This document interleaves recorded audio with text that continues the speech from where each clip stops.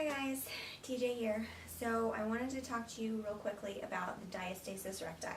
If you heard me say it and you're here now, it's because you think you might have it or you want to know more about it, and so this is a good place to go, but I am by no means any type of expert.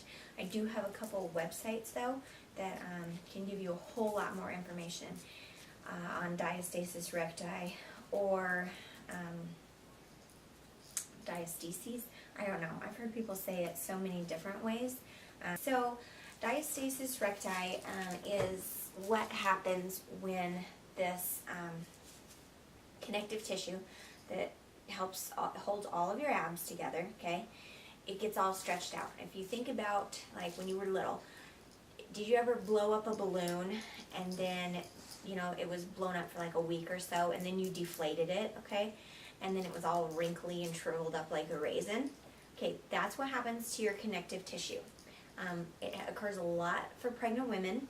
I think the statistics are like over 80%. It happens to over 80% of women who are pregnant, usually in that third trimester. It's not just limited to pregnant women though. It can happen to men from getting too big, too quick. You know, that connective tissue just stretches out, or just men getting too big in general. And it happens in infants when they're born. Their connective tissue has not closed up yet. In infants, it closes as they grow and, you know, shrinks back together as they get older. For pregnant women, the problem is that if left untreated, it doesn't heal on its own. It's a huge misconception. It does not heal on its own.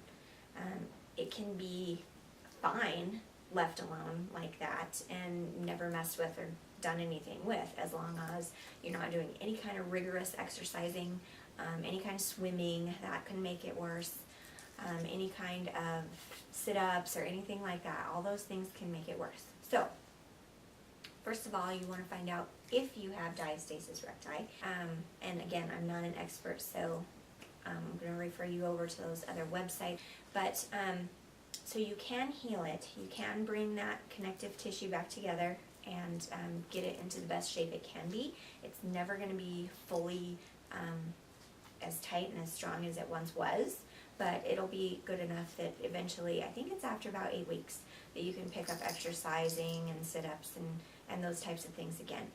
Now, the problem with the diastasis recti, the problem comes from the internal pressure. So if you are doing sit-ups, if you have this little gap right here, that's what it is in between these two ridges of muscle, okay? And think about your intestines in here. As you're doing these sit-ups, that connective tissue spreads apart. Eventually you can end up with a hernia or your intestines poking through there, which is really, really bad.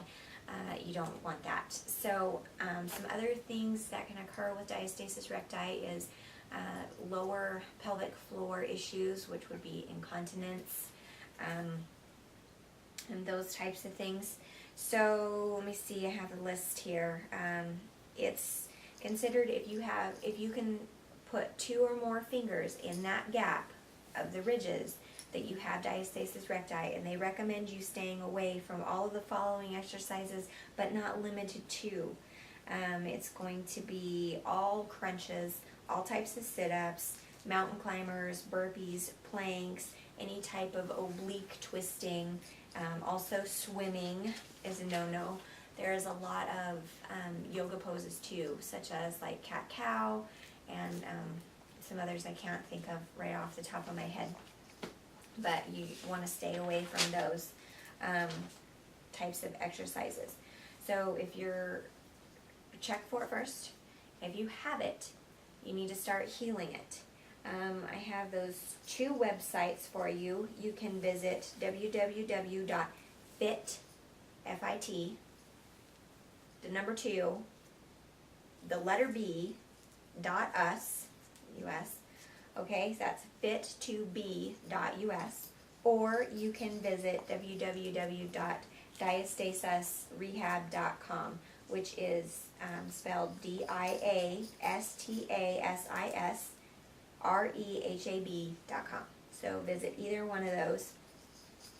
I personally did the Fit2B website, and I did their monthly program, and I went through and did that to regain my connective tissue strength. If you have any further questions or concerns or anything about that in your diastasis recti, make sure you head over to one of those websites who is an expertise in that area, because like I said, I'm just putting the information out there. I know there's a lot of women, you can see it on a lot of women. You can also see it if you just Google diastasis recti. You can see it, images of bodybuilders with diastasis recti. You can see those pictures, and it's kind of frightening. But like you said, it can lead to long-term problems down the road, and you do not want those. Oh, another side effect of diastasis recti is that lower back pain. Serious lower back pain, constant, chronic, all the time. I'm a huge advocate of injury prevention, sorry.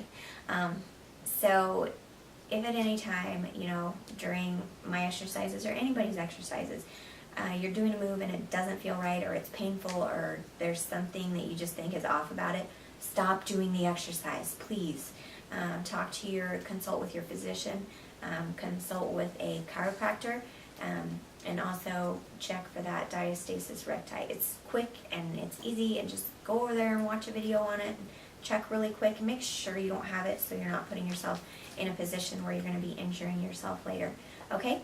So thank you so much, and don't forget to subscribe, and I will see you tomorrow for the next fitness day. So bye guys, have a great evening.